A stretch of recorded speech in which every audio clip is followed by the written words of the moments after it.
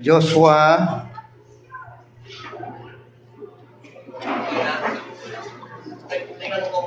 Joshua 14. Joshua 14, no? Okay, diyan na po ba kayo ngayon? Nabusog po ba kayo? So, maraming salamat po, no? Ano ba yun? Adobo o kumba? Gusto ba ang layo? No. Ang tingin ko mukhang adobo pero parang lasang kumba Estopado pala. Okay. Tapos naghahanap ako ng taba. Ayan. So bakit? Hindi naman po kayo pupunta ng impyerno kapag kumain kayo ng baboy. Hindi naman. Kasi spiritually, nilinis naman ng Diyos lahat yan. No? Hindi kayo pupunta ng impyerno pagka kumain kayo ng baboy. Maaga lang kayong pupunta ng langit. Yun lang. Pero at least sa langit pa rin, no? Okay, verse 1. Medyo isa-isayin natin to, ha? Ito yung, ulitin ko po, no? Yung lupang pangako, nasakop na nila. At magbibigay na lang, ito para sa iyo to, ito para sa iyo, ito ganyan, parang kumbaga, akin ang Cavite, sa iyo ang Tondo, parang ganon. Maghahati-hati na silang lahat. Ang problema lang, meron pang ilang mga kaaway sila dun sa lugar na yun. Hindi pa totally na tinanggal ni Lord, no? Sa totoo lang, hindi naman tatanggalin lahat ng Diyos kasi sabi po ng Panginoon, hindi ko sila lahat 100% aalisin. Kasi sila ay kaaway nyo, hahayaan ko nandyan lang yan para pagpraktisan nyo. No, kaya hindi totally inalis kasi kailangan nilang matutong lumaban Yung mga natitira diyan, sabihin mo nga sa katabi mo, yung mga problema mo ngayon ay sabihin mo sa katabi mo, mga problema niyo ngayon ay nandyan para pagpraktisan mo. Hindi siya totally aalisin ng Diyos kasi kailangan pa rin natin ng matrain tayo. Pero yung mga major problems ay hindi na. No? Alam niyo po ba na wala namang sinabi sa Biblia na tiisin mo ang problema. Wala kang makikita ron na sinabi niyo tiisin mo ang problema. Yung do something with your problem, ganon. Hindi naman talaga Ang sinabi sa atin ng Diyos na tiisin natin, hindi yung problema, kundi yung presyo. Ang Diyos ang aayos ng problema, titiisin lang natin ang presyo. Nasabi niya na pagkatapos ng labanan, nakatayo ka pa rin. Titiisin mo yung presyo. Tulad niya, nagpe-fake ka na, sabi mo, Lord, kailangan ko ng 10,000, ganon. Ang Diyos ang magbibigay ng 10,000, ikaw, ang trabaho mo, tiisin mo yung pressure hanggang di dumarating. Ang tawag doon ay faith. No, tinitiis mo yung pressure na talagang kailangan positive ka pa rin na darating yung kailangan ko, darating ang bibigay ng Diyos. No? Never mong sosolve yung problema kasi ang Diyos ang nagsosolve, no? The battle is the Lord's. Kailangan tiisin mo lang na harapin sila. Okay, ngayon, hindi pa totally natanggal at eto na nga, sabi niya gano'n, sa verse 1, ang saserdoteng si Eleazar at si Joshua, katulong ang mga pinuno ng angkan ng bawat lipi, ang naghati-hati sa lupang Kanaan sa mga Israelita. Ito ay sayo, hati-hati na sila. Ngayon, nakarating din sa wakas, yung 40 years na ikot-ikot nila sa wilderness, sa ilang, natapos din. Yung nga lang, yung iba, hindi po nakapasok, namatay lahat. Bakit? Kasi reklamador. Hindi nakapasok dahil sa pasaway, dahilan sa kasalanan. Yung alam niyo hindi naman yung sabi nga nung 10 spies, 12 yan sabi ng Diyos, ibinibigay ko sa inyo yan. Ando na yung promise. No? Alam niyo, sabi nung 10 spies na nakita, totoo nga na ang ganda ng lupain. Pero nandun yung mga higante, yung mga Nephilim. Nandun yung mga kaaway. Tapos ang sabi nila, mukha tayong tipaklong sa kanila. Alam niyo kung saan sila natalo? Sa tipaklong. Hindi naman nila nilabanan eh. Sa tipaklong pa lang, talo na sila. Ano yun? Kasi yung mga utak nila, tipaklong. Ang liit ng tingin nila sa sarili nila. Samantalang tayo ang sentro ng buhay ng Diyos. Tayo ang, sabi niya, kung yung anak nga niya na ibigay niya sa inyo, ano pa bang hindi niya may bibigay? Kung lahat nga na ibigay na niya, ano pa bang hindi niya maibigay? Para lang makarating ka sa lupang pangako. Alam niyo po kung ano yung lupang pangako natin? Yung kagalingan, yung kasaganaan, yung tagumpay sa ministry. Meron po ako isang binabasang kwento eh. Sa loob ng 2 taon, nakapagtayo siya ng mahigit 500 simbahan. Paano niya nagawa ito? Sa loob ng 4 na taon, nakapagtayo siya ng 1,000 simbahan. Paano niya nagawa ito? Kasi nandun na yung promise. Pero sa laban po kasi natin, kailangan coordinated ang isip mo, ang puso mo, at yung paa mo. Kasi maring willing ang isip mo, maring ready and willing ang heart mo, pero yung paa mo ayaw kumilos, tamaan. And sinasabi po ng Biblia, no, dapat coordinated yung isip mo, yung puso mo, at yung paa mo. Tingnan niyo po, sa katawan natin, ang binigyan po ng armor, no, ng support ay yung helmet ng salvation, yung breastplate ng righteousness, yung sintron ng katotohanan, at ng panyapak. Ibig sabihin, kailangan humakbang ka. Ngayon, dapat yung mind mo ay na-train, nahubog, no, na kaya mong mag-mathematics ng walang scratch, na doing it all in your mind, yung mag-mathematics. At dito po, yung pag-iisip po ng mga Israelita ay naging isip tipaklong. Natalo sila, hindi dahilan doon sa higante.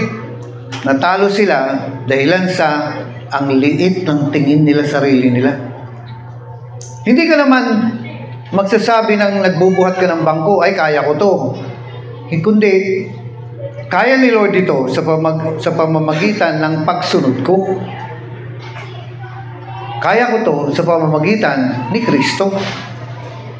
Hindi ka magtitiwala sa sarili mo, magtitiwala ka sa panalong ibibigay sa iyo ng Diyos. Parang ganito, kaya mo bang hatiin yung pulang dagat, yung Red Sea? Mahahati mo ba yan? Paano? Salukin mo. Magagawa mo ba yun? Hindi.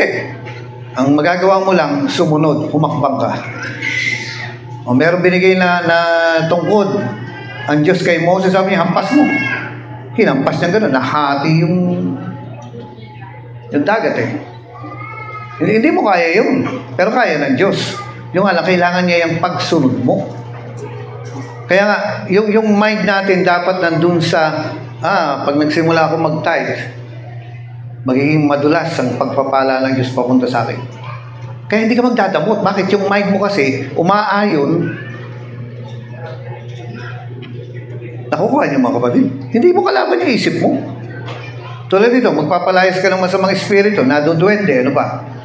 Magpapalayas ka ng masamang espiritu, nakakapre, ano pa? Nalalamang lupa, nalalamang loob. Ngayon, approach mo yan na dala-dala mo yung sinabi ng Diyos na sa pangalan ko, magpapalayas kayo. Kaya ang mangyayari ngayon, yung paa mo, mabilis na pupunta. Pero kasi kung hindi coordinated yung isip mo, yung puso mo, at yung paa mo, magpapatagal ka, sila na lang. Sila na lang, tatamarin ka ng kumilos. Bakit? Kasi wala kang kasiguraduhan na magtatagumpay ka. Bakit kasi? Hindi mo alam. Kailangan makumbinsin mo yung isip mo, makumbinsin mo yung heart mo na kapag ka hinarap ko itong masamang espiritong ito, sinabi ko sa kanya, sa pangalan niya sumalis ka, alis ito.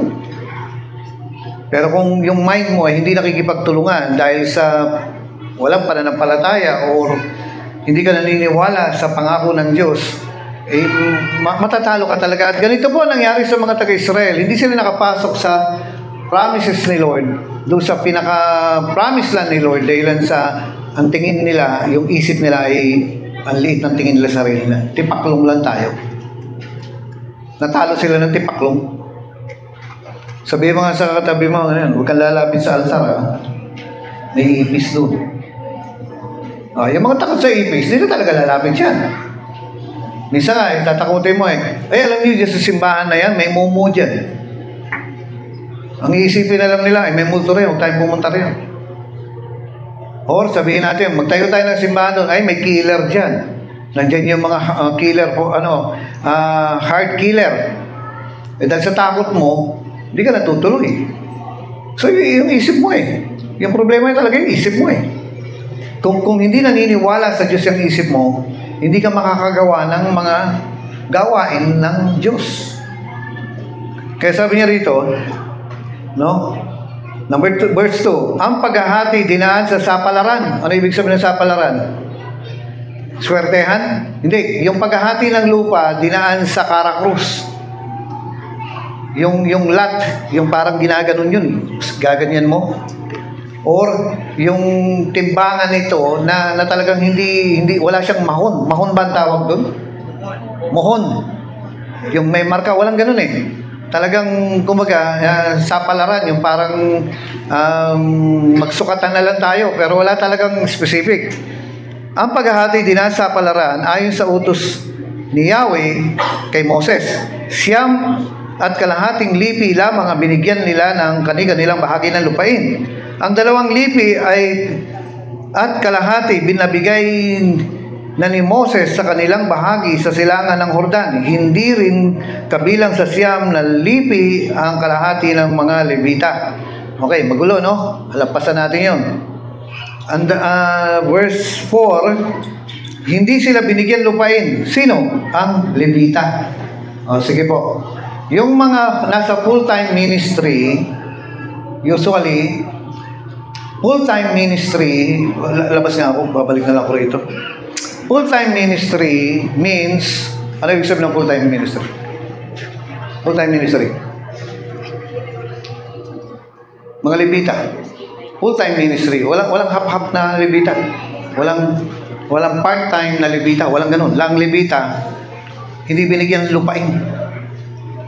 Wala silang negosyo. Wala silang trabaho. Kundi maglingkod lang sa Panginoon. Nabubuhay sila sa allowance lang na ibinibigay ng simbahan yan ng mga Levita. Full-time ministry means hula. Full-time, ano ba pangalan mo? Manilin. Full-dapper ka na pala ngayon? Manilin, ano yung sabi ng full-time ministry? Mga Levita to. Ang mga Levita, full-time. Wala silang lupain. Ingit na ingit nga sila. Iba, may trabaho. Sila wala. Yung iba, may hanap buhay. Sila wala. Full-time ministry. Ano ibig sabihin ng full-time ministry? Ano ibig sabihin ng Levita? Secret lang. Hindi ko sasabihin. Secret nga Yung ba? Hindi. Ibig sabihin ng full-time ministry, full-time anointing. Hindi kalahati ang hindi part-time ang anointing. Sorry po, yan ang meaning talaga ng full-time ministry. Full-time ang anointing. Buo. Mas malakas ang anointing nang nasa full-time. Nakukuha niyo mga kapatid? Full-time ministry means full-time ang anointing. Wala silang lupa, wala silang trabaho, wala silang negosyo. Nainggit sila. Kasi full-time sila. Nakaasa lang sa bigay ng simbahan. Nakaasa lang sa allowance. Halimbawa, sabihin natin, si Michelle, mag-o-offering sa church ng sabihin natin, baka, 1 buong baka. Anong gagawin ng pastor dyan? Anong pari dyan? Di gagawin niyang kaldereta. Hati-hatiin yan. Sino kakain riyan? Di yung worker. Nakaasa lang sila doon. Nainggit nga yung ibang Levita Bakit kasi? Sila may lupa na sasakahan nila. Yung iba may negosyo, sasakahan nila. Yung iba, mangingisda. Yung iba, mga engineer, karpintero. Yun ang engineer, same. Pero, yung mga Levita, walang ganun. Nakaasa lang yan sa bigay. Sabi ng Panginoon, ako magpapakain sa inyo.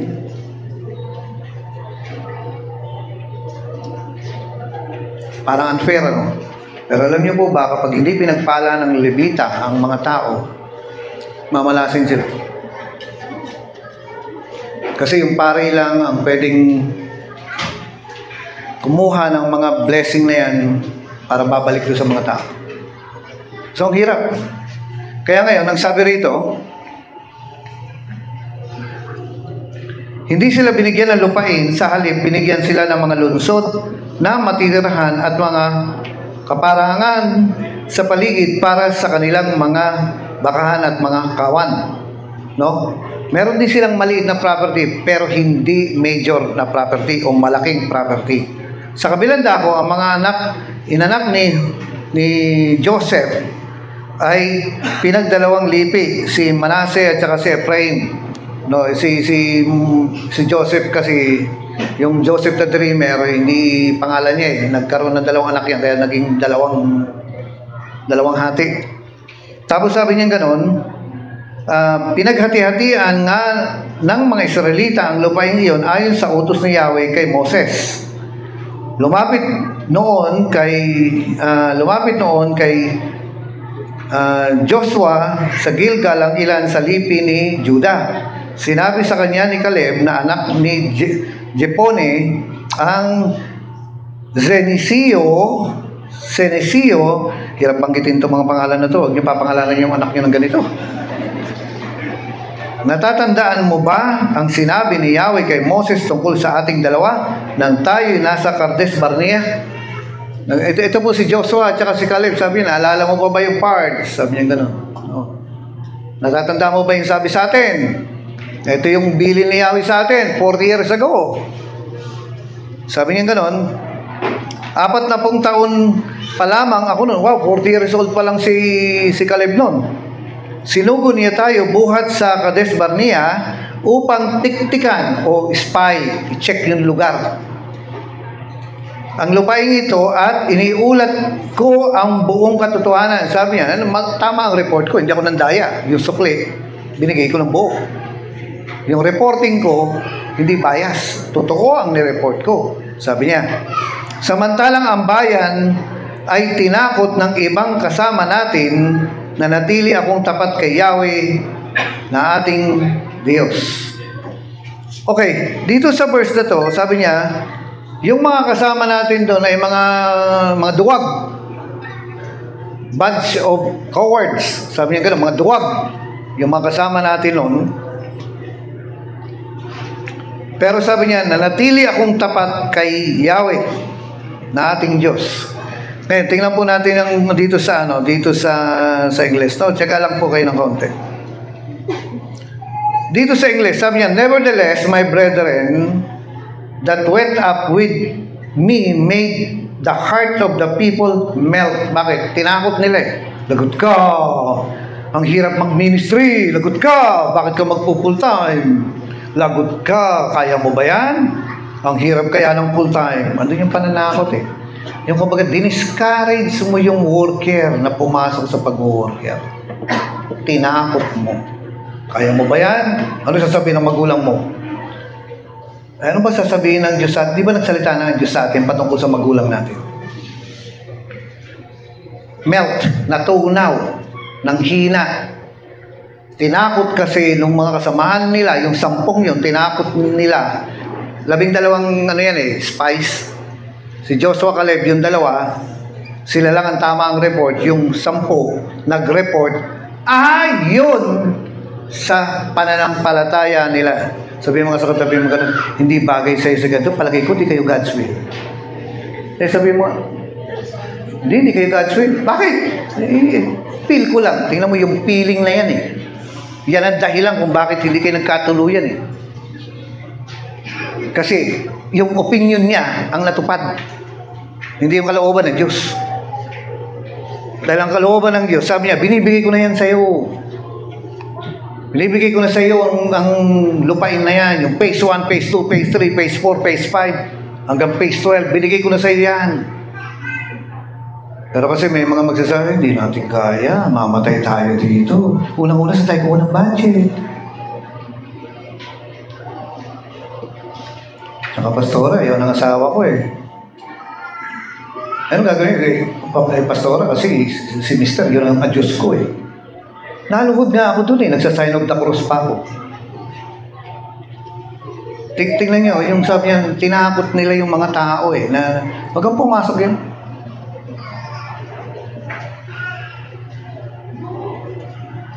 Masakit po ito at mahirap intindihin. Pero kapag ka nandun ang pagkatawag ng Diyos sa'yo, never niya sasabihin na huwag maiwanan yung pamilya mo.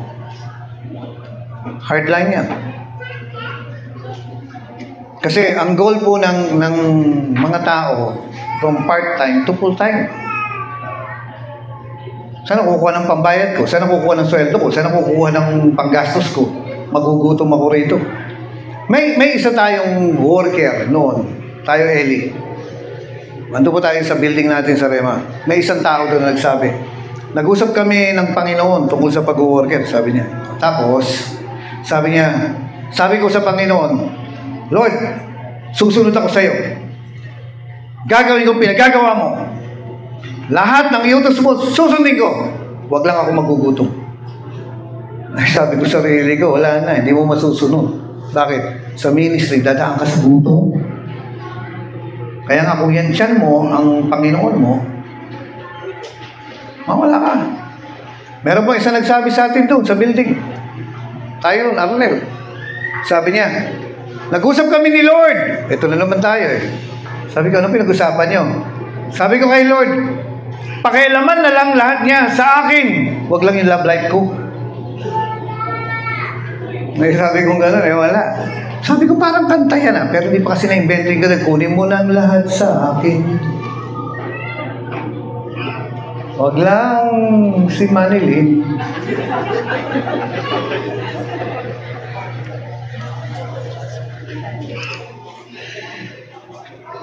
Sabi niya, tinakot eh. Pero tingnan niyo po ito, sabi niya gano'n, natakot na lahat, na-discourage na ang lahat. My goodness. Ito na naman ako si goodness. English. Dahilan din sa 10 na yan, ng mga pangit na yan, 10 spies, yung mga pangit na yan, ng mga naka-uniform na yun. Gawin mo, Eli, dahil 10 tao na ang tingin sa sarili tipaklong, 6 million na tao hindi nakapasok. Tingnan mo ang perwisyo na ginawa niya. Yan ang dapat tayo tiwalag eh. Yung 10 na yan na may tungkulin yan, palibhasa, may say, may opinion. Hindi ko alam, baka core group. Ano ba tawag doon? Core, tama ba? Core group. Meron siyang tungkulin, meron siyang say. Kaya pag naglagay ka ng isang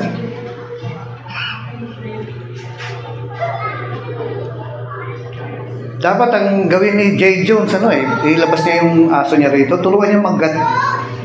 Tapos lahat ng core group, hawakan mo nga, tingnan nga natin. O sige, ayan o, sige, tumawid ka nga dyan, hawakan mo nga yung tenga.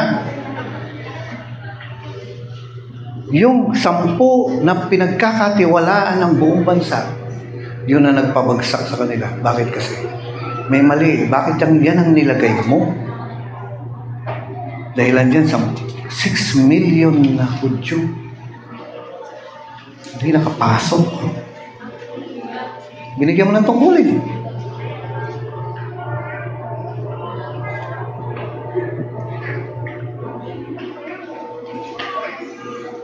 Ito yung sinasabi ni kaya kung may tungkulin ka sa church, napakalaking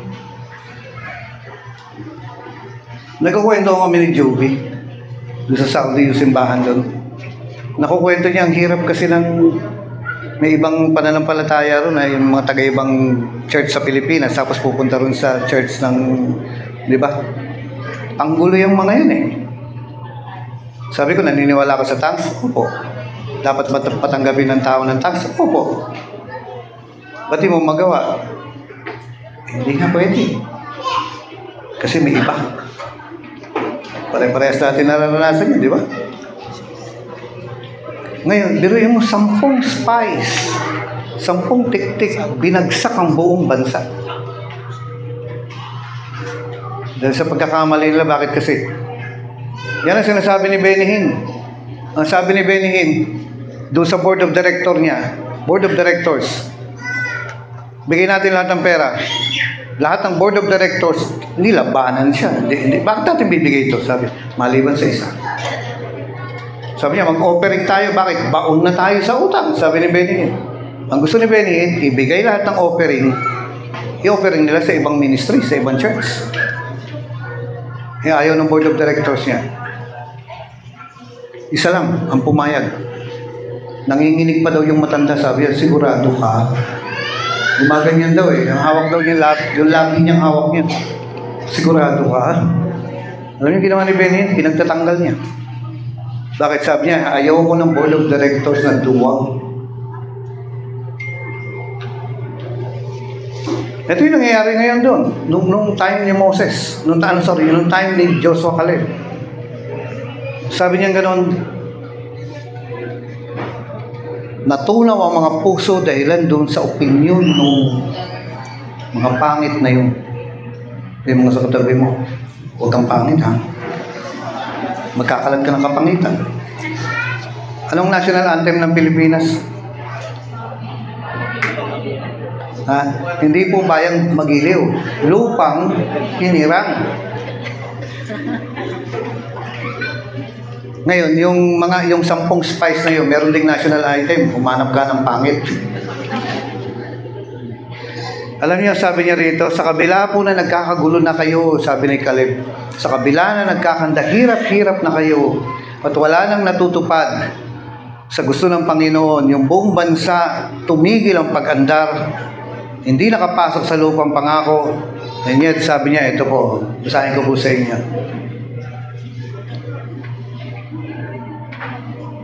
But I, holy, W-H-O-L-L-Y. Ano ibig sabihin ng holy? Whole. Hindi butas ha? Whole. W-H-O-L-L-Y. But I, holy, followed the Lord my God. Buong buo ang pagsunod ko sa Diyos. Sabi niya, sa kabila ng lahat ng ito, buong buo ang pagsunod ko sa Diyos.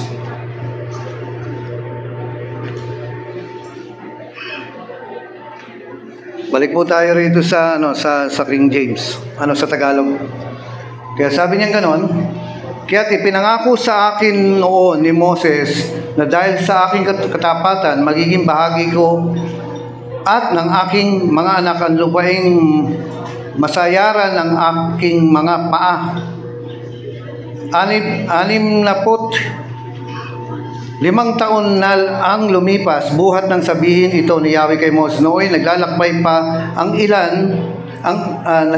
pa sa ilang ang bayang Israel, 85 taon na ako ngayon. No? So 80 plus na siya. Ngunit hindi pa nagbago ang lakas ko mula nang ako'y suguin ni Moses upang tiktikan ang lupain ito. Kaya ko pa ang makipagdigmaan. So binasa na po natin kanina yan. Verse 12. Kaya ibigay mo sa akin ang kaburulan na ipinangako sa akin ni Yahweh. Sabi niya sa English, give me this mountain. No? Alay si Lolo. No, sabi mo nga, Lo.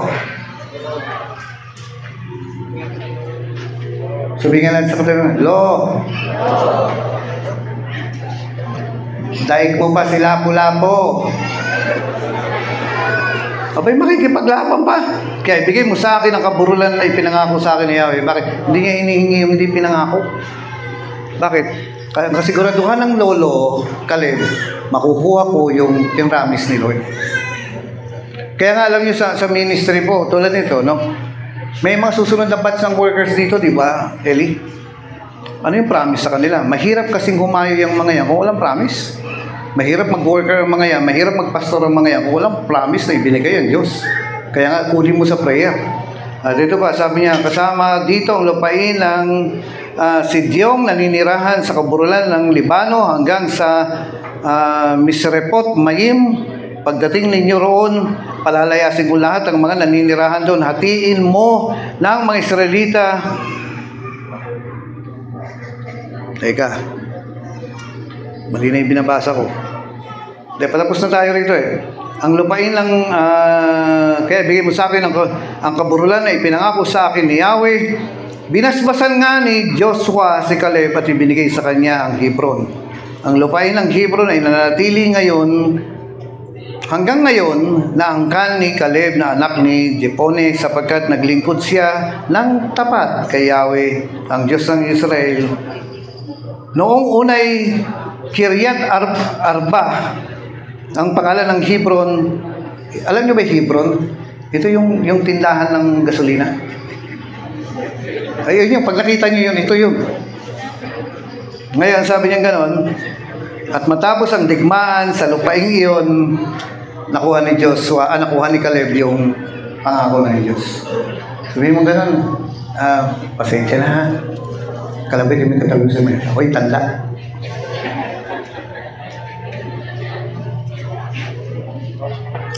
Sige na, kalabit yung may katawin, ako'y tanda.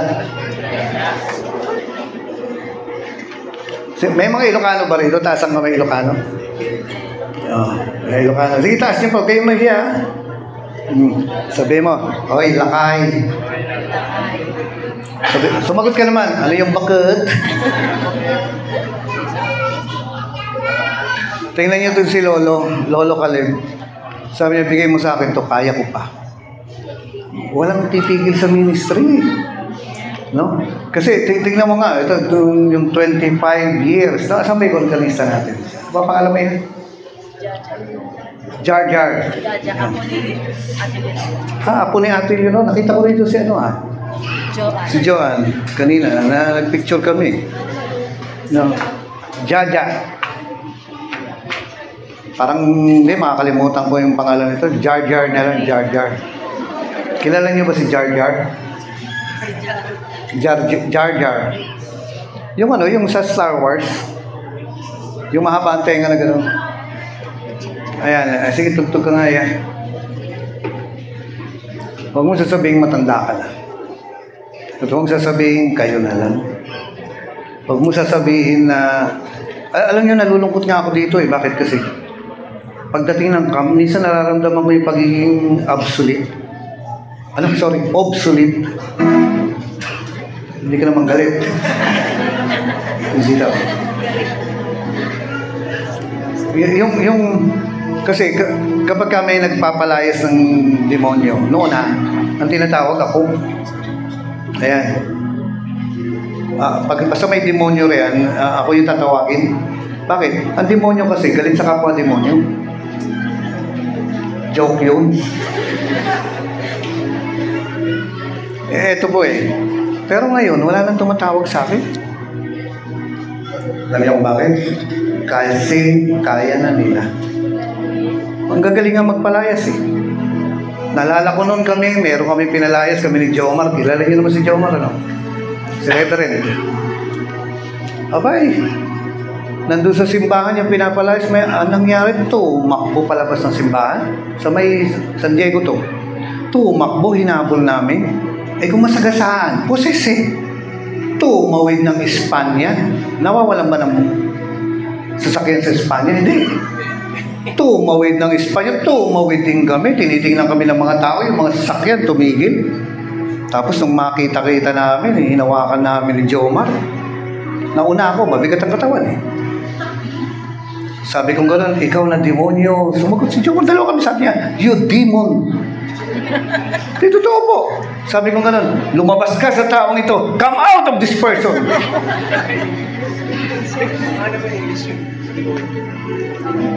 Nung sabi kong gano'n sa pamagitan ng dugo ni Jesus. Sabi ni Job, by the blood of Jesus. Hindi ko lang baka Amerikano yung demonyo eh. Sabi kong gano'n, huwag mo ako ini-English. Sabi kong gano'n, sila tatawa na ako. Come out! Sabi niya gano'n. Sumagot ako, lumabas ka. Nagtitinginan kami kasi ini Inglesero eh. Pero, umalis pa rin yung demonyo. Pero ngayon, wala na nagtatawag sa akin. Bakit kasi? Marunong na mga taga-Rema. Ang gagaling na nga nila kapag pagdating ng cup. Dati nung ginigising ako, Pastor, may napoposes dun. Babakon ka ngayon. Palalayasin, pero hindi lang ako dinidisturbo eh. Kasi sila na nagpapalayas. Ang gagaling na nila eh. So, ano ko ngayon? Wala nang kwenta. Wala nang trabaho. Pero kung dumating man, na okay ngayon napoposes, ewan ko, nakita na nga ni Arnel ito, pagka napoposes dito, kakaiba, hinaharana. Pag may poses rin, may kumakanta. Puso ko iyong baguhin. Sabi ko, bakit ganito? Tapos lahat ng pastor, nandun na, pastoral meeting. Sabi ko, teka muna, nakuha na nitong demonyong ito lahat ng attention, may service. Balik na kayo doon, balik na. 2 tao na lang nandito. Tapos may nagigitara na kinakantahan, baka maboy na ganyan yung demonyo.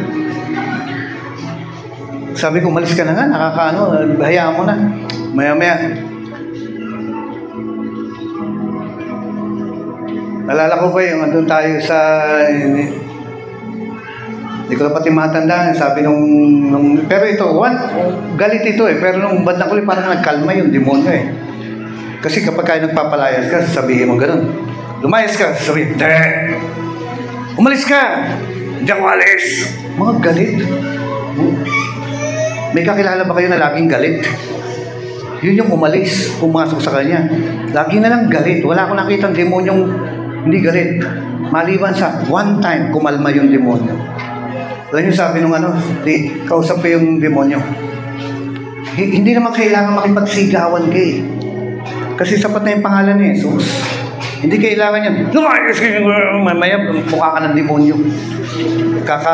Gagano mo. Misa, sinusurot-surot mo pa yung ginagalit mo yung demonyo. Hindi, kalma lang. Salita ka.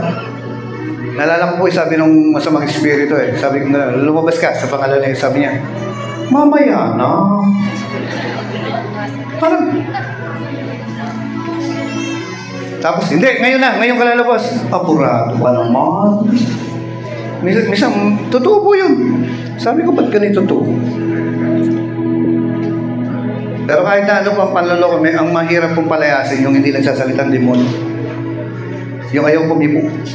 Pero yung mga maiingay, madali yan. Minsan yung mga maiingay sa church, yun ang madaling mawala eh.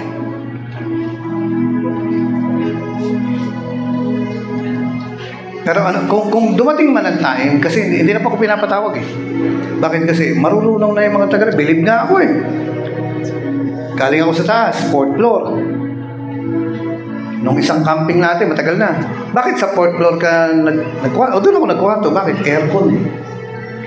Eh ngayon, libre na aircon sa baba, may nagpapahiram sa akin. Kaya sa baba na ako. Pagbaba ko 1st floor, may napoposes. Sabi ko, may napoposes pala dito. Hindi man lang ako sinabihan nung nagpapalayas eh, hi, Pastor Boy. Wala eh, bakit? Kaya na niya eh. Eh, iniwan ko na. Maya-maya nang nasa service na, nakita ko siya. Malaya na. Alam niyo kung ba't naposes? Kasi pinrake. My goodness. Babae, naposes. Kasi pinrake. Nagtawag ng altar calling kagabi eh. Binrate niya patungkol sa altar calling, yung pagsuko ng love life, binrate niya ngayon. Ngayong maghahapon na, possess na. Kasi hindi niya kayang iniwan siya. Alam niyo kung ano yung nag-break sa kanya? Binrate siya. Babae ito. Binrate siya ng girlfriend niya. Kaya yung tomboy, na-possess. Hindi naman na-possess yun, dati nang possess. Eh ngayon, kung may tumawag man sa akin na, Pastor, may napopossess doon, which is ilang taon na, yan naman ako tinatawag, kasi marunong na, magagaling nga ang mga taga-Rema eh. Maganda nga fundraising yan eh. Sinong napopossess? 5 pesos per rebuke. Mayayaman tayo niya. Marunong eh. ay kung meron man tumawag sa akin, hindi po ko iinit. Bakit kasi? Ibigay mo sa akin ang bundok na ito. Bigay mo sa akin ang church na ito. Bigay mo sa akin ang barangay na ito. Bigay mo sa akin ang syudad na ito. Bigay mo sa akin ang simbahan na ito. Pupunuin ko pa yan. Laban lang. Amin po ba? Ay dito po itong time na to na yung pag-worker no, yung mga miyembro po no, natuwa ako na kanina, nakita ko po yung yung pinapila ni Pastore yung mga tao rito. Kasi sa Manila po meron ding mga naka-line up. Ngayon, kumbaga very thankful ako, very grateful ako kasi nakapag-release kami ng isang worker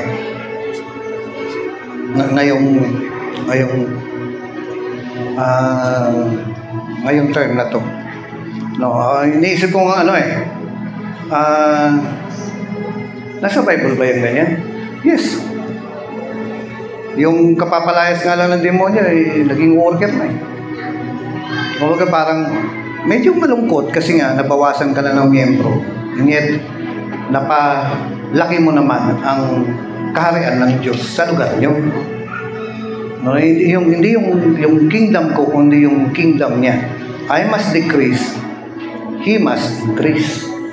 Kaya okay lang. Kasi nga ang isang healthy na pasintabi po, no, wala naman ako natatanda na nakikilala rito. Yung mga tao po na walang anak ay hindi mo masabing healthy sa Old Testament. Kailangan mo mag-produce ng anak. Kasi tinatayo mo nun, hindi probinsya, kundi tribo. Kaya dapat plentiful ka. At ang isang sign na healthy ang isang church ay nagpo-produce ito ng mga manggagawa. Kasi sabi ni Jesus, pray na siya ay magpadala ng mga manggagawa. Hindi naman hindi naman kumbaga hindi yung diyan na lang kayo kasi may simbahan ganyan na ayaw na magpalabas. Ayaw na nilang magpalabas ng mga worker, ayaw na nilang magpahayo, ayaw na. Dito na lang tayo. Nagalit ang Diyos doon. Wala naman nakalagay na mismong galit, pero parang ginanon sila ng Diyos. Walang word na galit. Pero ginanon, parang, ano nangyari? Nasa Bible ito. Inatake sila ng persecution. Kumalat sila. Lumabas sila doon sa main church nila. Kumalat sila.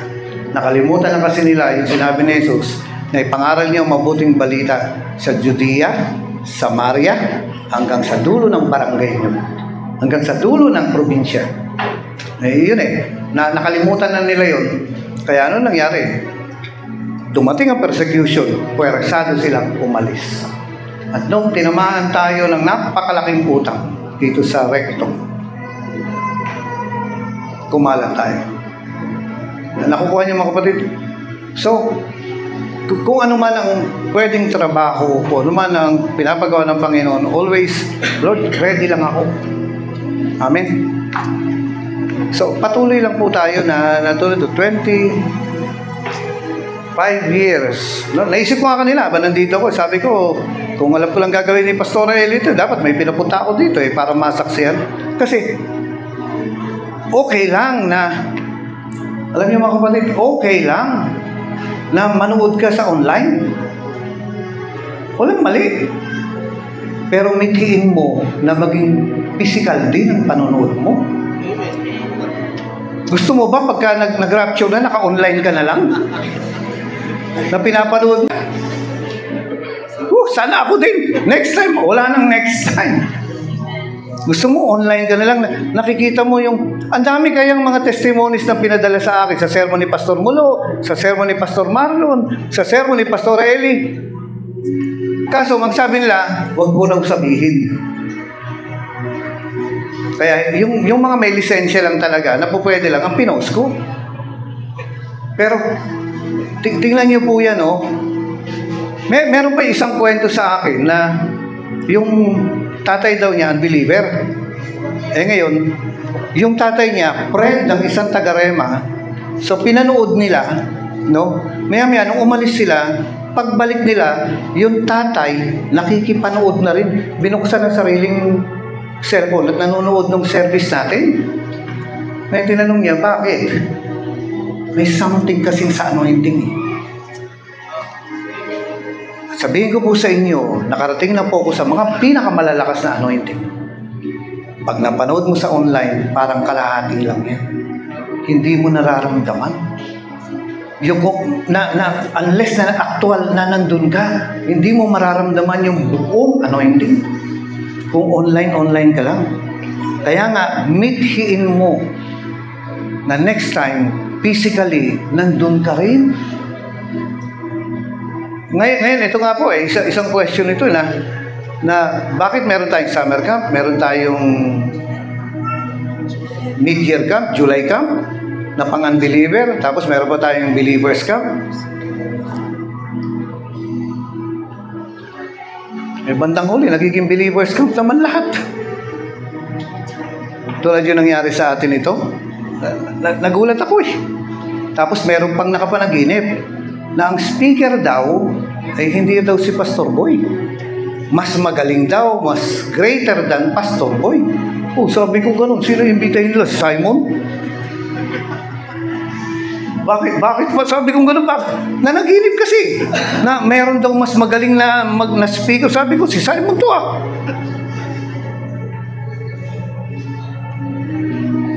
Pero alam nyo, na-realize ko na sabi niya, nung nag-start ng mag-prophesy, start ng prophecy, iba pa rin pag si Lord na yung kumikilos, diba? Kasi walang gagaling sa Kanya. At iba yung nandun ka at naka-online ka lang. Kaya nga, ito po, sa susunod, hindi pa kasi tayo nag-agree talaga rito Magkaroon tayo ng mga 2,000 na capacity na campsite. Ay, kampi pa nga lang, hindi na. Pero sabi niya gano'n, hindi pa ako matanda para ipag-pay ang 2,000 capacity na campsite. Kakayanin natin ito. Amen. Pag dumating doon, darating ang time, yung mga kampi-kampi na yan, sisiw na lang yan. Grabe. Buti nga kayo, nakagraduate na kayo Yung uuwi na mamaya, ngayon kayo naghahanap ng. Pero yung iba, alam nyo, habang pauwi sila, bili na kayo ng fundraising, hindi kami makakauwi. Ewan ko, kung gusto kong sabunutan natutunaw yung puso ko Kaya, magtulungan na lang tayo. Pero darating yung time, kaya nga ito hindi po natin makukuha yung mataas na faith na yan kung di tayo mag-aaral talaga. Dati, ang kaya nga ng UEM, magkano ba? 2,500. Nagsimula kayo sa 2,500. 5,000. Yung mga karaoke na, 5,000. Ay, more than 50,000 na binibigay nila. Hindi pa lumalaki. Dati nga, bibigyan tayo ng bus Magkano yun? 250,000? Yung nga lang, pagka in-start mo, andar, pero pag pinatay mo, never na andar. Kaya napunta sa mga gamit. Alam niyo kung ano yung gamit? Ganyan, ad na speaker. So, kung ano po yun nandiyan, laban lang. Amen po. Paglaban natin yung kagalingan natin, paglaban natin yung kasaganahan natin, at paglaban natin yung ministry natin. Bakit kasi? Ay, hallelujah. Sasabihin ni Ruben, Pastor Boy, ang nananakaw sa akin dito, hindi naman yung pera ano pala, yung love life ko Hindi, ganito po. Yung kagalingan mo, i-reserve na. Yung kasaganahan mo, ay sigurado na. At yung tagumpay mo sa ministry, binigay na. Kailangan mo lang daanan niya. Maging faithful ka lang kasi yung tagumpay, nakalaan na. Thanks be to God, sabi niya gano'n, na nagbibigay sa atin ng tagumpay. Bakit yung iba, di nagtatagumpay? Di kumikilos hindi nagpapatuloy eh. Pero kung magpapatuloy ka lang, andun yung tagumpay. So, hintay lang tayo. Sabi mo sa katabi mo, alam mo, mamatay ako sa sakit. Hindi. No? Hindi ako mamatay sa sakit. Palagay mo, di ako yayaman. Sabi mo sa katabi mo, maganda ka lang magdamit eh, pero mahirap ka.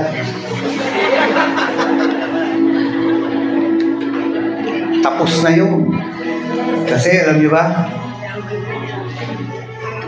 may mga magiging milyonaryo dito. Kumbaga, kailangan ko sabihin ito kasi sayang lang ang milyon ng Diyos. Kung hindi, alam niyo, meron sinasabi yung end time wealth transfer. Tagalogin niyo nga, end time wealth transfer. Ano sa Tagalog yan?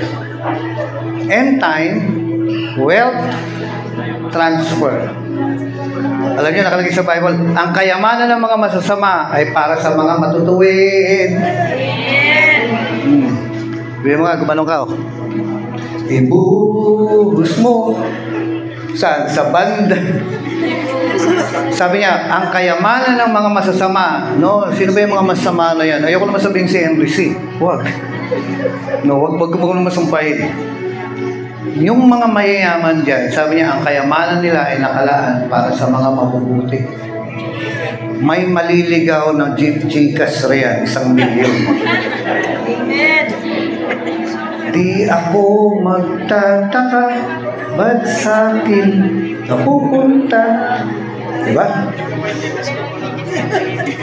O yan, nakaredy ng Gcash ni Arnel. Faithful ka lang. Faithful ka lang. Tapos, i-close ko po rito. Sabing ganun na yan, ni Kenneth, na nagpakita si Jesus kay Kenneth Hagin. Ngayon, ang sabi po ni kinakausap siya, doon sa likod daw ni Kenneth Hagin, may ang anghel na mas matangkad kay Jesus. Ang laki-laki. Ngayon, every time daw titingin si Jesus doon sa anghel, yung anghel parang may sasabihin. Pero dahil nagsasalita si Jesus, babaling ni Kenneth Hagin yung mukha niya, yung attention niya kay Jesus. Yung anghel, titigil, parang ganun. Pero kapag titigil na ganun, parang sasabat yung anghel.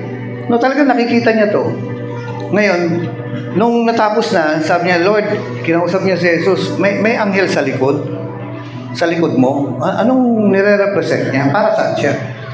Sinabi ni Jesus, meron siyang mensahe. Sabi niya, Lord, nandito ka na nga eh. Bakit kailangan ko pa ba ng anghel? Ikaw na, nandito ka na eh. Anong mensahe pa? Pwede mo naman diretso sa akin ang mensahe mo. Sabi ni Jesus, di mo ba nabasa sa Biblia na ang mga angels ay messenger? Na may dala-dalang mabuting balita?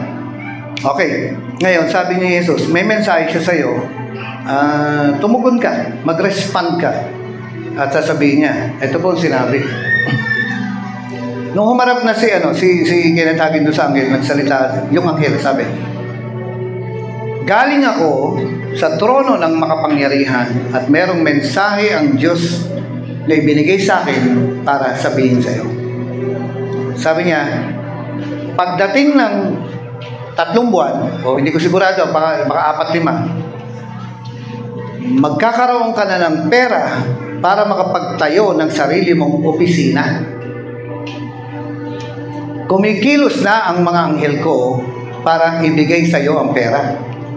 Bigla raw sumabot si Kenneth Hagin, sabi, anong anghel mo? Sabi niya, isa ko sa mataas na anghel at sa ilalim ko, marami pa akong anghel na utusan. At kumikilos kami para ibigay sa iyo ang pera para sa ganitong buwan, makakapagtayo ka na ng sarili mong opisina. May mga tao, sabi ng anghel, may mga tao na gusto nila, sila ang mag-produce ng teaching mo, tapes, yung nire-reproduce. Sabi niya, huwag mong ibibigay sa kanila ang pamamahala dito dahil iba ang motibo nila. Pera ang motibo nun. Amen? Ngayon, sabi niya, ako ang magdedirekta sa iyo sa mga tapes. Ikaw ang hawak niyan, ikaw ang magmamanage niyan. Ay, nuulit ko sa iyo, pagkaraan ng parang 3 buwan, darating ang pera para makapagsimula ka ng opisina mo. Nakukuha niyo mga kapatid. Sabihin mo nga sa katabi mo. May date na darating na yung pera sa'yo. Panginoon, kay buti mo saan. Ikaw lamang, ikaw lamang ang tangi kong sasabahin.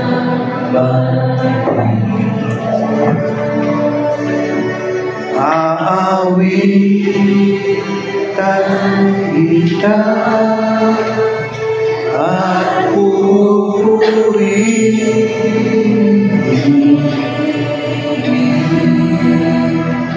ang Panginoon kay buti. Magkano oras tayo rito? 4. Aawitan kita.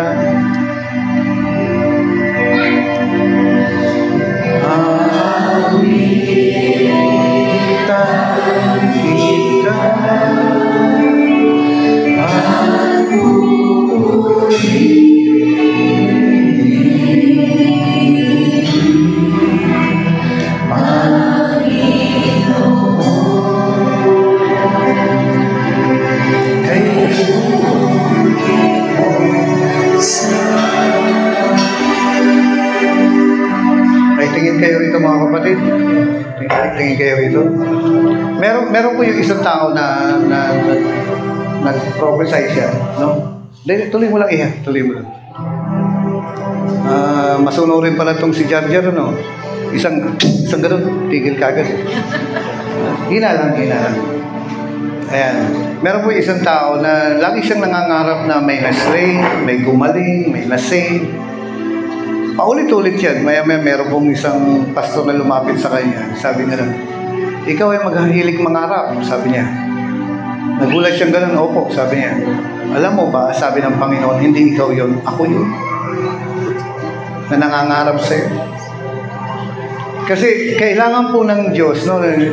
Dapat susunod na sermon ito, pero next anniversary. 3 bagay na kailangan ng Diyos sa'yo para matupad ang gusto niya. Number 1, pangarap mo. Kailangan niya ng pangarap mo. Kasi doon siya sumasakay. Sa kanya na makakagawa na higit pa sa kaya mong isipin at hilingin. Number 1, yung pangarap mo, kailangan ng Panginoon yan. Diyan siya sumasakay. Kaya mangarap ka ng mataas. Ano sabi po ng Biblia? Sky's the limit. Mangarap ka ng mataas. Kasi diyan siya sumasakay. Number 2, panalangin mo. Kasi ang Diyos po ay sumasakay sa panalangin na. Nakakapagtaka nga kung hindi ka magpe-pray, may ma-aksidente. Kung hindi ka magpe-pray, hindi magaganap ang kalooban ng Diyos. Sabi nga sa prayer, mangyari ang kalooban mo dito sa lupa katulad na nangyari ang kalooban mo sa langit. Nakadepende ang Diyos sa pangarap mo. Kaya sabi ng Biblia, increase our faith. Dalawa lang naman hiniling nila yung isa, sabi niya, increase our faith and teach us to pray. Alam niyo ba ibig sabihin na increase our faith? Increase our pangarap. Yun ang kahilingan ng Diyos, ng mga disipulo kay Jesus. Increase mo yung pangarap namin. Pataasin mo pa. Kasi ang Diyos ay nakasakay sa pangarap. Nakasakay sa vision. Nakasakay sa panalangin. Na kung hindi mo i-increase yan, yun lang ang maaabot mo. Kaya nga mga Kristiyano po, kailangan maturuang pangarap. Ayon sa mga promises. Sabi niya, lahat ng sa akin ay isa. May masama ba na mangarap ako na yung buong pamilya ko masave? Wala. Panginoon,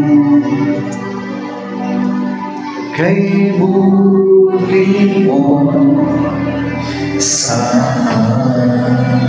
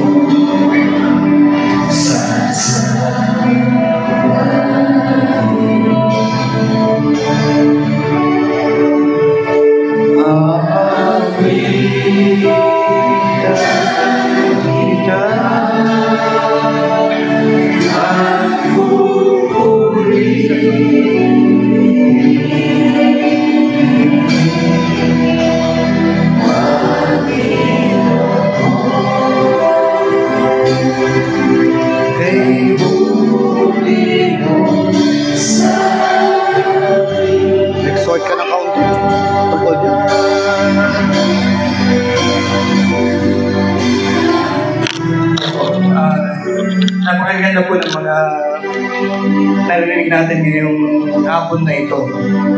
At habang nakikinig nga po ako ng mga tinuturo ni Pastor Boy, walang yung limit. Yung, alam niyo po, habang nakikinig nga ako, naalala ko po ba yung mga nakaraan, yung mga bagay po na minsan kinakalabit ko nga po si Mrs. si Admira. Ikaw, totoo talaga. Yung kaya mong isipin, mangyayari sa'yo. Yun yung bagay na mga ginagawa na ng Panginoon nung ma-born again ka, nung sumunod ka, naglingkod ka sa Panginoon. Lalo na ang pangarap mo ay para sa gawain ng Panginoon. Ganyan po, naalala ko lang yung sasakyan namin, yung Innova, ngayon ay 9 years na. 9 years, yung November, 9 years. Ganyan po noon ay papunta kami ng Ilocos at pag-uwihan kami doon sa Ilocos. Ang dala namin ng sasakyan ay sasakyan ng munisipyo, Innova.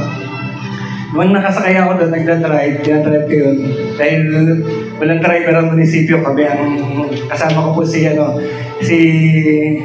Ate Maribel. Tawag ni Pastor Boy, si Coop. Habang nagdadrive po kami, sarap pa lang i-drive ng Innova. Kahit pala medyo mabibigla ka, parang sabi ko, parang lumalapat lalo sa kalsada. Sabi ko, Lord, pagka magkakaroon ako sa sakyan, gusto ko po Innova, Panginoon. Nakasakay ako ng adventure dati. Sabi ko, parang ayaw ko naman ng adventure. Pero maganda po ang adventure. Ang ayaw ko lang sa kanya yung likod. Ayaw ko parang jeep yung likod, nakaharapan ng kawawa ka ko yung makikisakay. Dahil lagi may makikisakay. So, naisip ko po yun. Sabi ko, Lord, gusto ko yung yung Innova, malapad pala ito. Tapos, kahit yung makikisakay, maganda rin ang upo. Ano niya po, pangarap ko yun. Ngayon po, salamat sa Panginoon. Hanggang ngayon, enjoy po namin yung sasakyan na yun. Na, nung una, po akong mangarap mababa po ba akong mangarap? Madali akong makontento. Sabi ko, ganito lang, okay na ako. Hanggang sa, habang, andun po na, sabi nga ni Pastor Boy, kailangan mo mag-aaral talaga Kailangan mo magbasa, kailangan mo makinig, matuto. At doon po yung nade-develop talaga yung pangarap natin sa Panginoon. Medyo takot akong mangarap ng malaki. Kasi gusto ko parang yung alam kong kaya ko lang maabot. Nalala niyo po, lalo pang ngayon tinuturuan ng Panginoon na mas mangarap pa ng malaki. Kasi sa Panginoon talaga, walang imposible. Sa Panginoon, yun yung pangarap mo, tinitingnan niya ng Panginoon at lalo na't naka-align yan sa pangarap ng Diyos sa'yo, ibibigay niya. Amen? Kaya niyo po, ako'y na-excite din. Kahit po dito mga nakaraan natin ng mga tinuturo ni Pastor Boy about sa tithing, sa totoo po nung mga nakaraan parang may po kami, may negosyo din po kami, may tindahan kami. Di po ako anong mag-tithes. Sabi ko, yung pagta-tithes ko, ni-estimate ko kung sa buong linggo, magkano yung tithes ko. Maganda bang benta, mahina bang benta, parang gano'n. Ang hindi ko po, nagkakagito lang ako ng gano'n na na-estimate kung magkano. Pero alam niyo po, ayusin ko nga talaga yung tithing ko, ayusin ko yung giving ko. Although, nagbibigay naman na talaga. Kumbaga, hindi ko po ito sinasabi para sa akin, kundi, guys ko pong patunayan sa inyo na ang Panginoon po ay tapat. Habang ganun po, ay ko, kaming mag-exam, nag-uusap na kami kasi sabi ni Pastor Boy, yung last year, nung tayo, nung nag-celebrate camp tayo, milyon. kami po sumulat ng mag-asawa. Praise the Lord, Lord, hindi mo ito. Sulat kami, kailan magiging milyonaryo? Lord, pareho pala kami ng sinulat, hindi naman kami nag-uusap. Lord, sabi ko, gusto ko ito, Panginoon. At, siyempre, kailangan nating, kung may pinanghahawakan tayo sa Panginoon, maging seryoso tayo. Gawin natin yung part natin. Alam niyo po, ngayon, every Sunday excited ako. Dapat naman lagi excited eh. Pero yung isang excitement na nararamdaman ko po ngayon, yung excitement na pupunta ako sa harapan para ibigay ko yung tithes ko po. Excited ako na abang daily, o kaya hindi ko naman magawa ng daily. Basta before Sunday, computing ko yung daily transaction namin at nahihirapan ako pagka magbibigay ng na yung mismong Saturday na o Sunday na ay kapag konti na yung hawak mo, hirap na.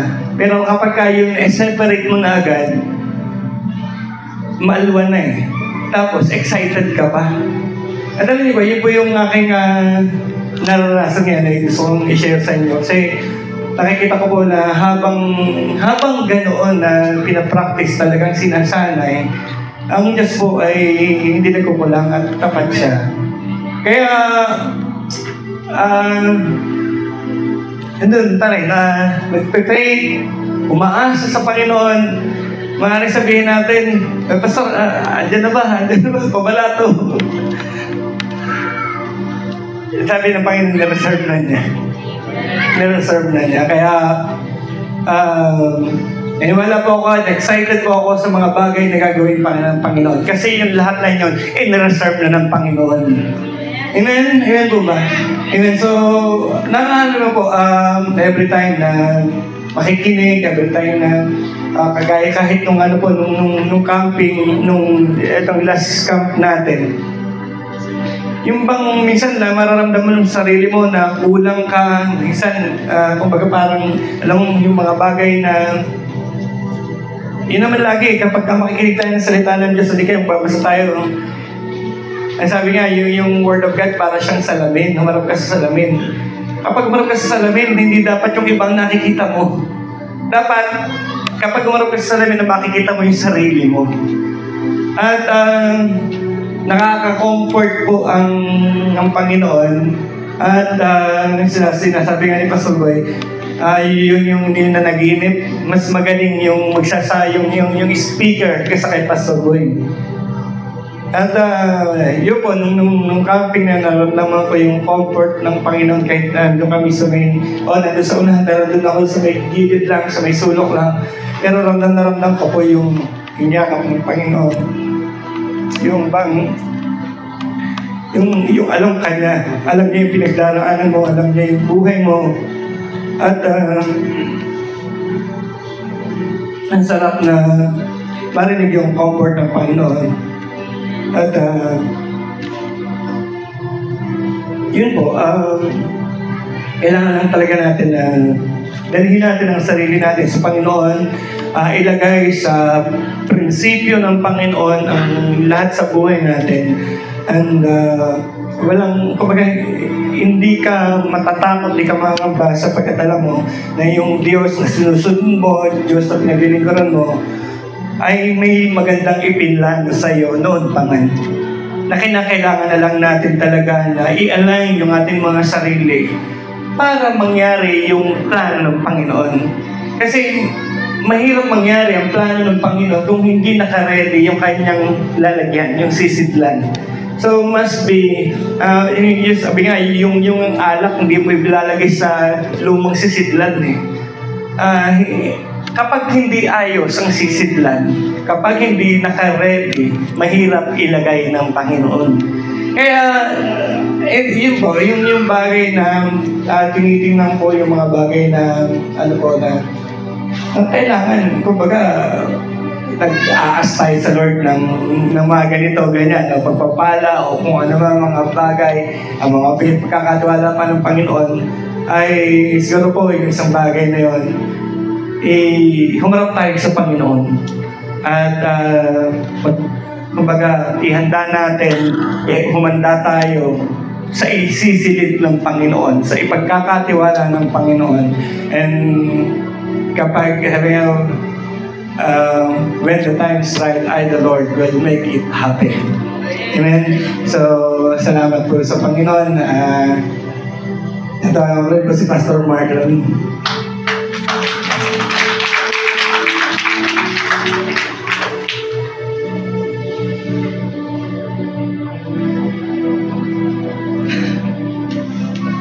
And so, glory to God. Ano po?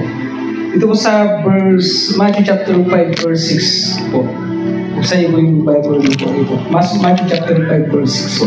Actually, ilang linggo po namin pinag-aaralan ito sa Pangasinan. Siguro isang buwan, ganun o dalaw. Basta mga ganun po. Tamang-tama po dito po sa ano po. Yung pangarap natin. Sabi, mapalad ang mga nagmimithing makatupad sa kalooban ng Diyos. Pero bang, kasi isa sa pinakapaborito ko pong verse, dati po nung kabubultagin ko po, nung nasa college po ako, ang pinakapangarap ko, yung pinaka-verse ko yung, sa Diyos mo hanapin ang kaligayahan at ang pangarap mo yung makakamtan. Kasi mataas yung,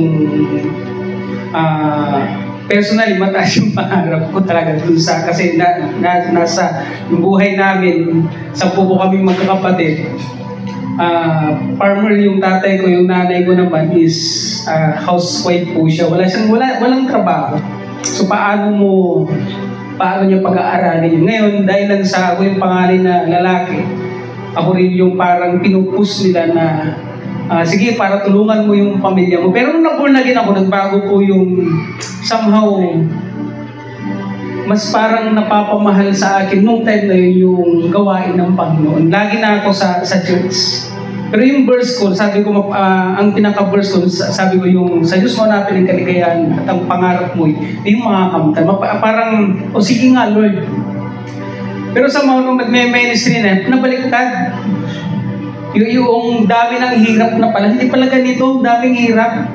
Kasi pamasahe ko papuntang simbahan, wala po kong pamasahe papuntang simbahan. Ngayon napunta na po ako, nung nagpapastor na po ako, napunta po ako ng La Union. Ang dami din mga problema. At lalong mas mahirap kasi bilang pastor, bilang mga workers at mga pastor, wala kang allowance. Tapos kung may allowance naman, bitin pa rin, hindi po ba? At nung time na yun, talagang ang hirap. Pero po, one time, naikukumit mo yung sarili mo sa Panginoon na hindi mo naman nalalaman na dahil sa mahal mo ang Panginoon. Ano po? Kasi hindi ko masyadong maintindihan. Hindi ko maintindihan talaga. Pero mas nangingibabaw yung mahal ko ang Panginoon kaysa yung nakaupo natin na nangingibabaw yung mas mahal ko ang Diyos kaysa na yung hirap na ito. So dun sa La Union, wala bayang-bang hanggang sa La Union po, isang oras yan. Merkules, Huwebes, Biyernes, babalik-balik po ako. Ang payat ko, sobrang payat ko po.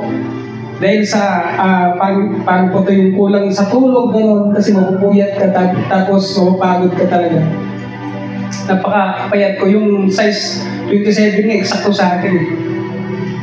Yung size 27 ng Miss Line. Pag nakita nila akong ganyan, sobrang payat. Until naman ngayon, pero hindi po yung payat na yung natutuyot na ng payat.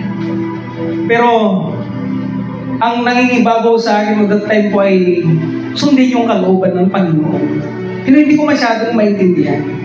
Pero ito po, sabi mo, palad ang mga nagmimithing makatupad sa kalooban ng Diyos. Para bang, wow, ito pala yun. Na dapat ang pinakapangarap ko, ito pa rin yung kalooban ng Diyos.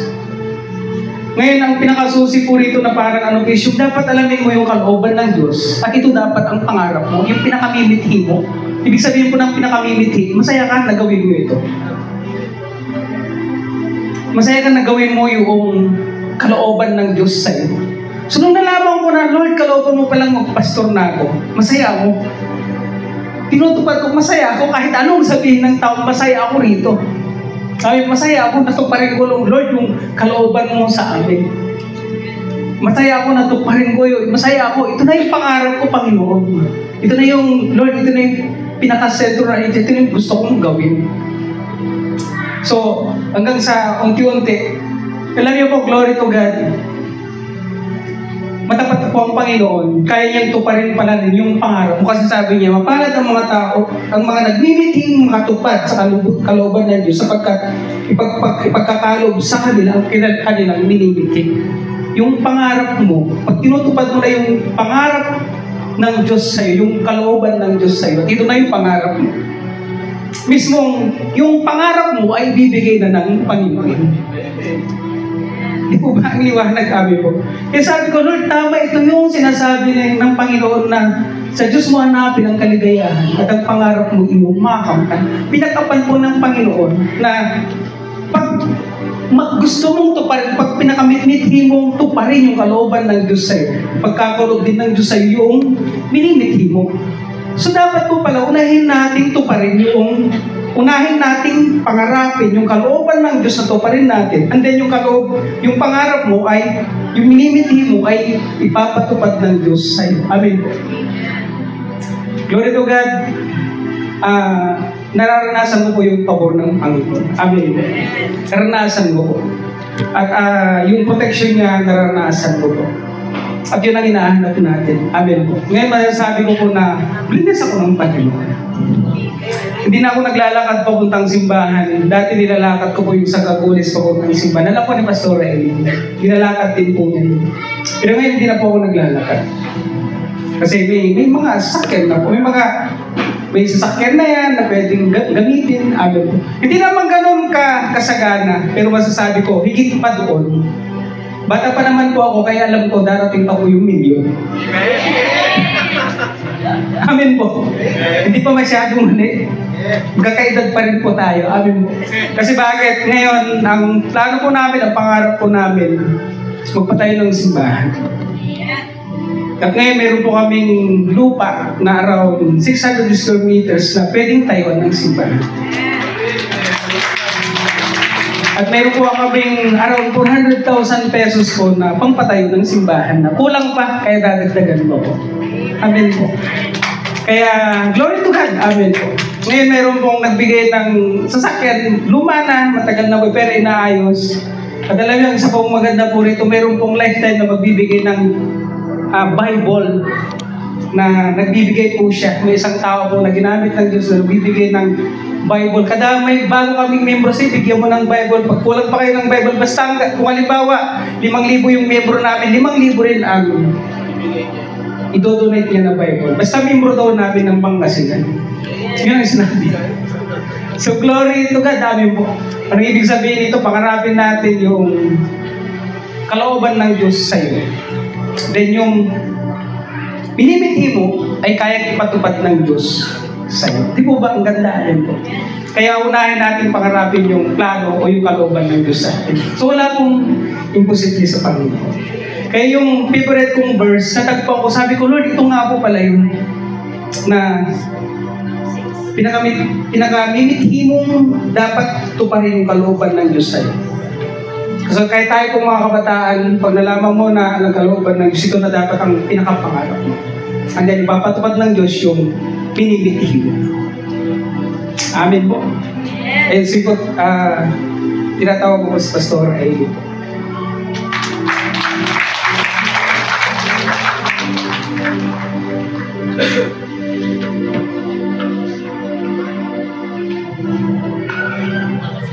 Amen. Praise the Lord. Magandang hapon po sa bawat isa. Yan, napakabuti po ng Diyos. Ano po, at yung nga po, yung kasaganaan na ay yung kagalingan niya, reserve niya sa atin.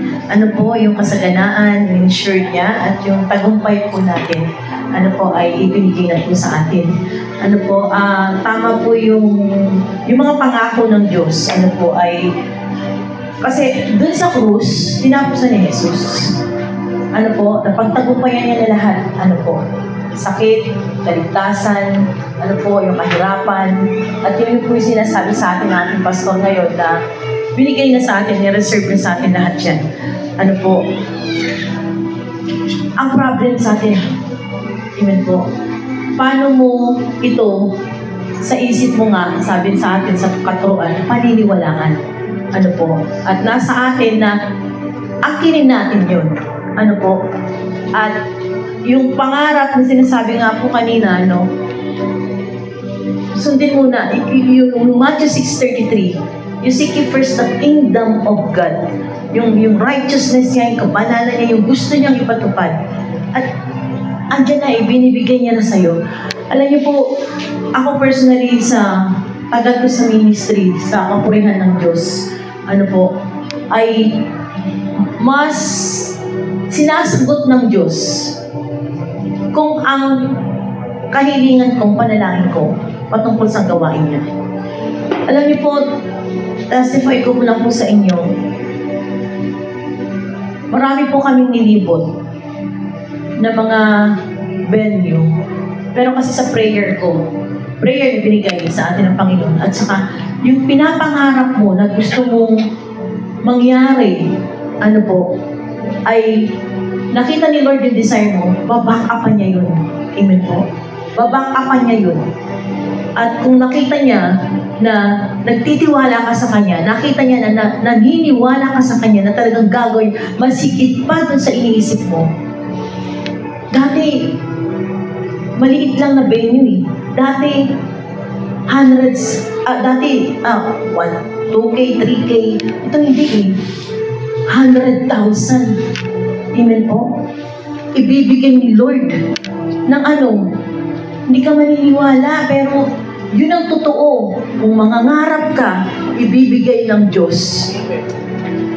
Mangarap ka, mag-desire ka, kasi ilagay natin sa isip po natin, tinapos na niya, tapos na.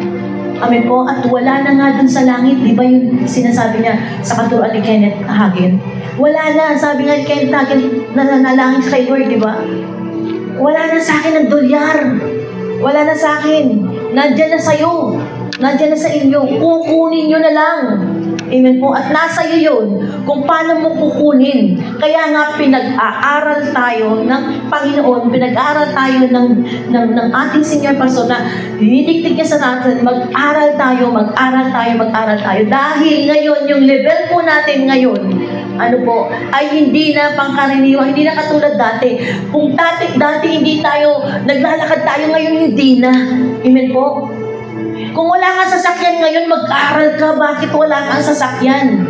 Amen po. Bakit nagpo-commute ka pala?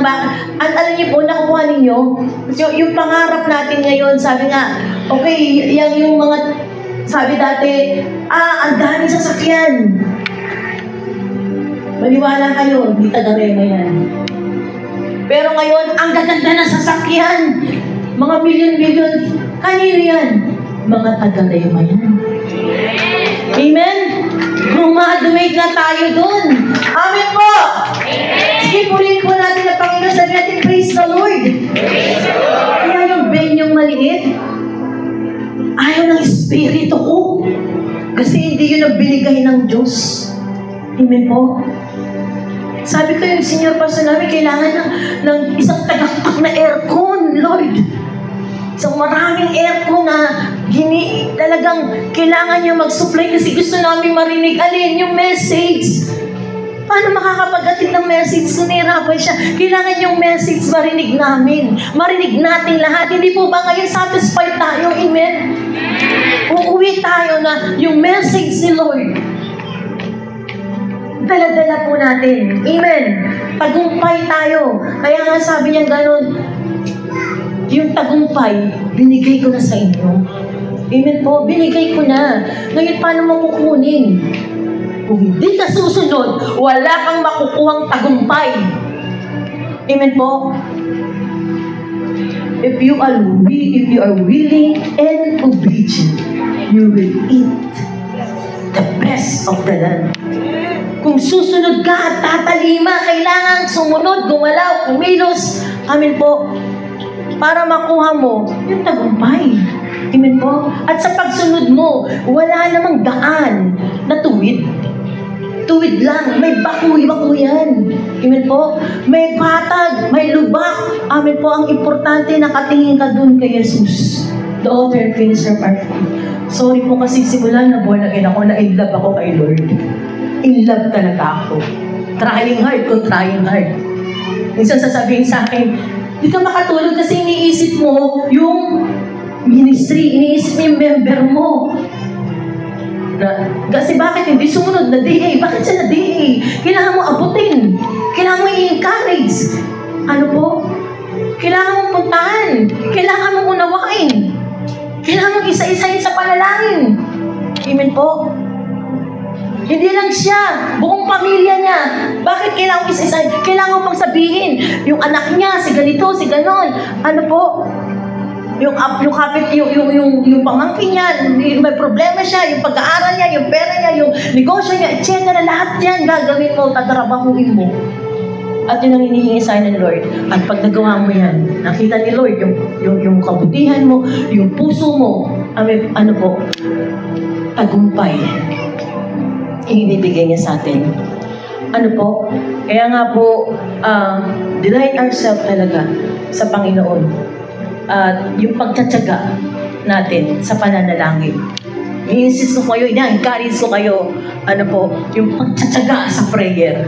Dahil ang prayer, amen po, ang siyang susi ng tagumpay. Isa pa po ito, amen po, ng tagumpay na pinagagawa sa atin ng Panginoon. Amen? Kaya nga po, yan, encourage ko patuloy ang bawat isa na ito po, quote and quote po, enjoy sa paglilingkod sa Panginoon. Amen po. Kasi pag nag-i-enjoy ka, nakikita ni Lord, no? Kahit nahihirapan, masaya ka pa rin dito sa puso. Iba kasi nararamdaman mo. Enjoy. Masarap. Mabisa. Ano po? Kahit mahirap, umulan, bumagyo, uminit, umaraw. Amen po, pawisan ka, lamigid ka, ano po, masaya ka pa rin na naglilingkod sa Panginoon at inaabot ang kalooban ng Diyos sa buhay ng bawat isa sa atin. Amen po? Amen? Satisfied po ba tayo sa message ni Lord sa atin? Amen! Praise God! So, umuwi po tayo tagumpay at tatrabaho sa gawain ng Panginoon hanggang sa muli po na anniversary po dito at sa marami pong anniversary po dito sa atin sa Rema hanggang sa muli po ng pagdating ng ating Panginoon. Tayo po ay maging, ano sabi niya doon, maging masipag kayo, maging matyaga sapagkat hindi po nasasayang ang inyong pagpapagal. Amen? Mag-invest tayo sa Lord. Amen po. Kaysa mag-invest ka dun sa kawalan. Amen? Praise the Lord. Sige po, tayo na po tayo at tayo po ay mag-close sa prayer.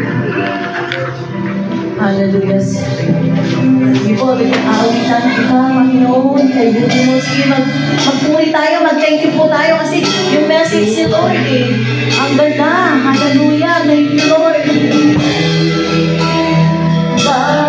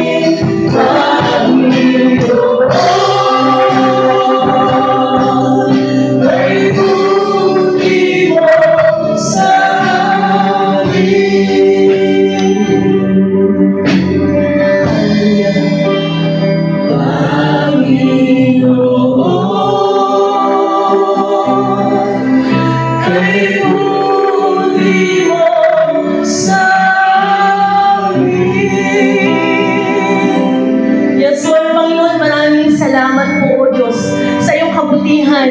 Lord, salamat sa mensahe mo. Lord, salamat at pinusog mo kami, Panginoon, ng iyong pagmamahal, ng iyong mga salita. Salamat po, Panginoon, dahil, O Diyos, ikaw ang dahilan kung bakit kami, Panginoon, nagtatagumpay at nagpapatuloy ngayon, O Diyos.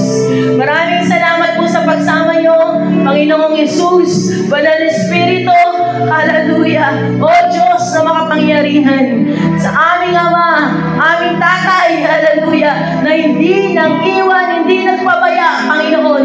Bagkos, O Diyos, palaging sinasamahan kami dito sa Rema, Panginoon. Maraming salamat po, O Diyos. Pinupuhay ka namin, pinasasalamatan ka namin, O God. Sa iyo ang lahat ng papuri, pagsamba, Panginoon, karangalan, sa katagumpayan, Panginoon, ng anibersaryo nito at sa kabuuan ng Rema Evangelistic Church International. Purihin ka, O Diyos, sambahin ka at dakilain ka. Ito pong aming sabot